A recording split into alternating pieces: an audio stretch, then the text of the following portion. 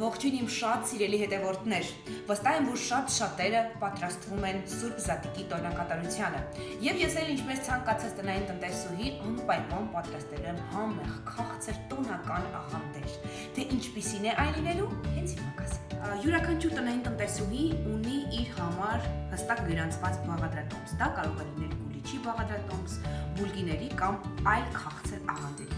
Բայց ես ունեմ մշտական մի բաղադրատոմս, որով օգտվում եմ գրեթե ամեն տարի, միշտ պատրաստում եմ եւ ուրախացնում եմ իմ տան անդամների։ Պատրաստման համար հարկավոր են հետեւյալ բաղադրիչներ։ Սկզբում կպատրաստեմ խմորը, որից հետո արդեն կացնենք ջնարակի պատրաստմանը։ Հիմա, ինչ է մեծ հարկավոր խմորի պատրաստման համար։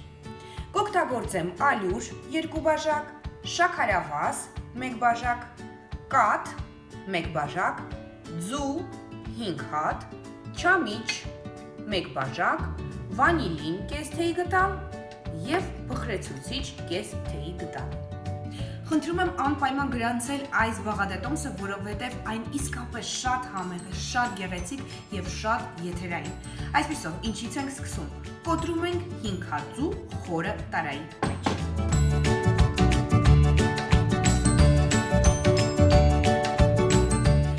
Հավկիթին ավելացնում ենք 1 բաժակ շաքարավազ, որից հետո հավկիթները եւ շաքարավազը հարիչի օգնությամբ լավ հարում ենք եւ ստանում ենք ճերմակ, եռակի դարձած զանգված։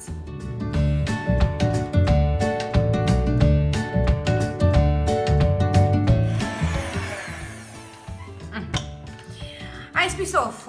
պատրաստ է մեր գոգլյանման զանգվածը, հիմա անցնենք հաջորդ բաղադրիչին եւ ավելացնելու ենք 1 բաժակ կաթ,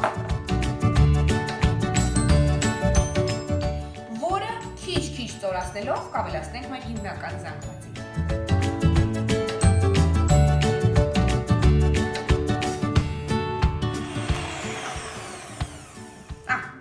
Այս պահին ես կավելացնեմ հաջորդ բաղադրիչները եւ դրանք են կես թեյ գտալ փխրեցուցիչ,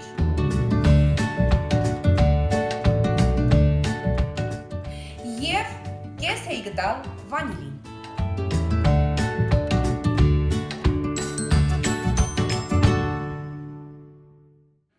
Եվս մեկ անգամ լավ հարում ենք եւ անցնում ենք առաջ։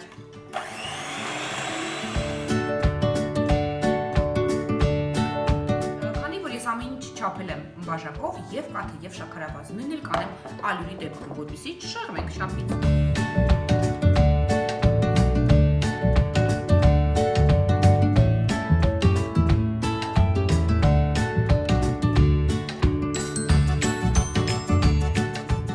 Այսպեսով, խմորը գրեթե պատրաստ է, ընդհանրապես ավելացնում ենք եւս մեկ շատ կարեւոր ու համեղ ու քաղցր բաղադրիչ ու վերջ, իսկ դա արդեն չամիչն է։ Ընդհանուր առմամբ մեզ հարկավոր է 1 բաժակ չամիչ, որը նախապես հարկավոր է լվանալ եւ իհարկե չորացնել։ Եվ հիմա չամիչը քիչ, ոչ ամբողջ միանգամից կավելացնենք խմորի մեջ եւ ամեն մի անգամ ավելացնելիս լավ խառնում ենք։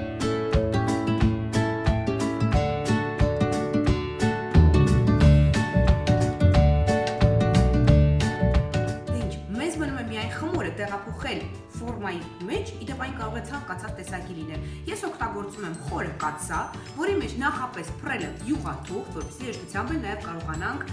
այն դուրս բերել։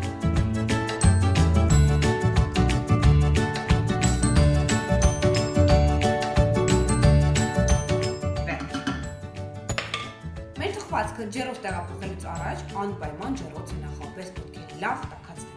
Որից հետո մեր դեսերտը տեղափոխում ենք ջեռոց, թխվելու է 30-ից 35 րոպե, 180 ջերմաստիճանի ներքո։ Դուրս ենք բերում, սառեցնում ենք եւ գեղեցկացնում ենք ջնարակով։ Իսկ հիմա անցնենք ջնարակի, այսինքն գլազուրի պատրաստման եղանակի։ Մեզ հարկավոր լինելու 150 գրամ շաքարի փոշի, կես ճաշի գտալ կիտրոնի հյութ, 1 թեյի գտալ օսլա, 2-ից 3 ճաշի գտալ կաթ եւ 1 ձվի սպիտակուց։ Մոտ ենք բերում շաքարի փոշին եւ սպիտակուցը ու միացնում ենք իրար։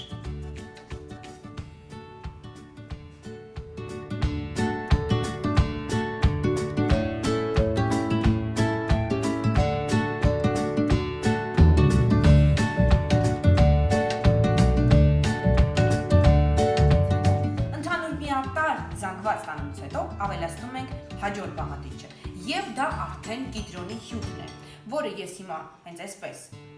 կավելացնեմ գդալի մեջ, կես ճաշի գտալ է հարկավոր, ոչ ավել։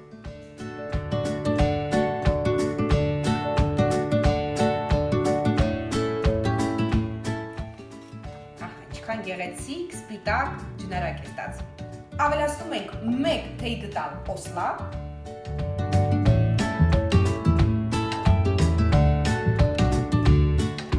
Եվ որպեսզի մեր ջնարակը նաև լինի շատ գեղեցիկ եւ սահուն նստի խմորեղենի վրա, մենք այն հիմա հալիչի օգնությամբ կհարենք ընդամենը մի քանի վայրկյան։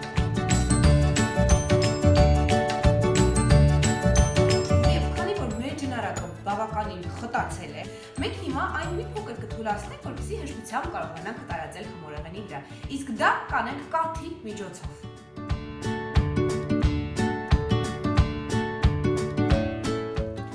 Վերջ հարգելիներս, մեր ջնարակը պատրաստ է, տեսեք ինչքան գեղեցիկ է, ծորացող։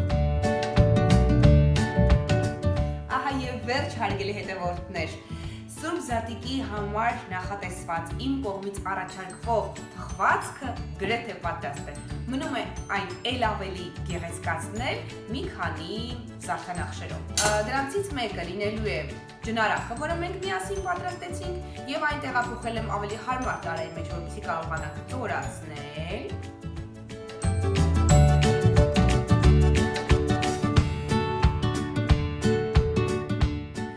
Որից հետո ավելացնում ենք մի փոքր չամիչ,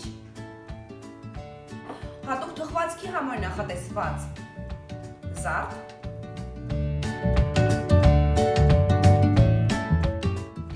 ինչպես նաև ես նախապատրաստել եմ մարմալադ, որը կտրատել եմ փոքր ուղղանկյուններով։ Մի քանի տեղում տեղավորում ենք եւ վերջ։ Քրիստոս հարյավի մեռելոց օրհնյալ է հարությունը Քրիստոսի, բոլորի զատիկը շնորհավոր։